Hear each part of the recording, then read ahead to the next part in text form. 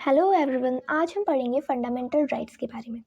Fundamental rights वो rights होते हैं या वो कंडीशंस और अपॉर्चुनिटीज़ होती हैं जो कॉन्स्टिट्यूशन में लिखी हुई होती हैं और जिससे इंडिविजुअल के ऑल राउंड डेवलपमेंट होते हैं। Magna Carta first written document है रिलेटेड टू फंडामेंटल राइट्स, जिसके अंदर फंडामेंटल राइट्स से रिलेटेड बातें लिखी गई हैं। ये इंग्लैंड में 1215 में पब्लिश हुआ था। हमारे फ्रीडम स्ट्रगल के दौरान हमारे लीडर्स ने ये रियलाइज़ किया कि फंडामेंटल राइट्स कितने इम्पॉर्टेंट हैं, तो उन्होंने ब्रिटिशर्स से राइट्स की डिमांड करी। मोतीलाल नेहरू कमेटी ने बिल ऑफ राइट्स की डिमांड करी 1928 में। फंडामेंटल राइट्स को अमेरिकन कॉन्स्टिट्यूशन में बिल ऑफ राइट्स कहते हैं और कॉमनली इन्हें बेसिक राइट्स भी कहते हैं। क्या आपको पता है, American constitution first written constitution है जिसने fundamental rights called bill of rights को ग्रांट किया था सिटीजन्स को। और इंडिया में भी फंडामेंटल राइट का कॉन्सेप्ट अमेरिकन कॉन्स्टिट्यूशन से ही इंस्पायर्ड है। अब आगे बढ़ने से पहले हम ये जान लेते हैं कि फंडामेंटल राइट्स का मेन ऑब्जेक्टिव क्या होता है।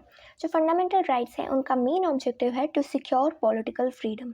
ये हमारे पॉलिटिकल फ्रीडम को सिक्योर करते हैं। वहीं दूसरी तरफ DPSP यानी directive principle of state policy social और इकोनॉमिक फ्रीडम को सिक्योर करते हैं। फंडामेंटल राइट्स इतने ज़्यादा इम्पॉर्टेंट हैं कि इन्हें हमारे कॉन्स्टिट्यूशन में सेपरेटली लिस्टेड किया गया है और इनके लिए स्पेशल प्रोविज़न भी बनाया गया है फॉर देयर प्रोटेक्शन। और साथ ही कॉन्स्टिट्यूशन खुद ये इंश्योर करता है कि फंडामेंटल राइट्स किसी के भी द्वारा वायलेट नहीं किए जा सकते। गवर्नमेंट भी फंडामेंटल राइट्स को वायलेट नहीं कर सकती है।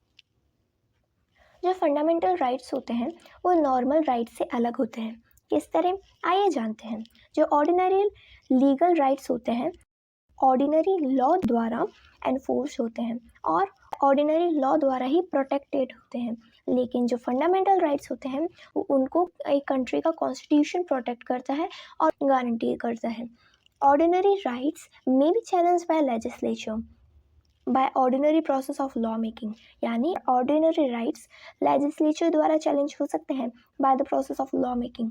लेकिन जो फंडामेंटल राइट्स होते हैं वो ओनली बी चेंज्ड, वो सिर्फ और सिर्फ तभी चेंज हो सकते हैं जब कॉन्स्टिट्यूशन को ही अमेंड किया जाए। साथ ही कोई सा भी गवर्नमेंट का ऑर्गन फंडामेंटल राइट्स को वायलेट नहीं कर सकता है। लेकिन जुडिशरी के पास ये पावर है और रिस्पॉन्सिबिलिटी है कि वो फंडामेंटल राइट्स को प्रोटेक्ट करे और वायलेट होने से रोके।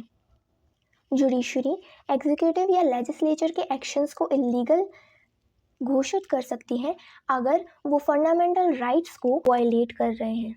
लेकिन एक बहुत इंपॉर्टेंट बात यहाँ पे ये जानने की है कि जो हमारे फंडामेंटल राइट्स हैं वो एब्सोल्यूट नहीं है, ना ही अनलिमिटेड है।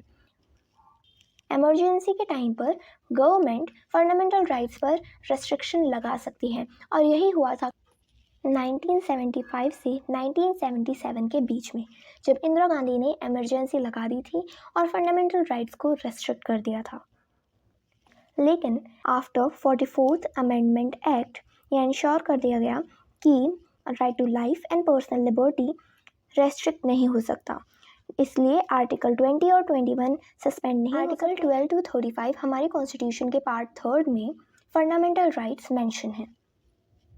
ओरिजिनली हमारे पास 7 फंडामेंटल राइट्स थे, लेकिन after 44th constitutional amendment 1978 right to property को हटा दिया गया और इसको फंडामेंटल राइट की जगह लीगल राइट बना दिया गया, जिसकी वजह से अब हमारे पास सिर्फ 6 फंडामेंटल राइट्स हैं, जो हैं right to equality article 14 to 18, right to freedom article 19 to 22, right against exploitation article 23-24, right to freedom of religion article 25-28, cultural and educational rights article 29-30, right to constitutional remedies article 32।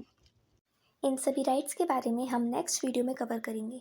Hope आज का video आपको अच्छा लगे। Thank you so much for watching. मिलते हैं next video में। Bye bye.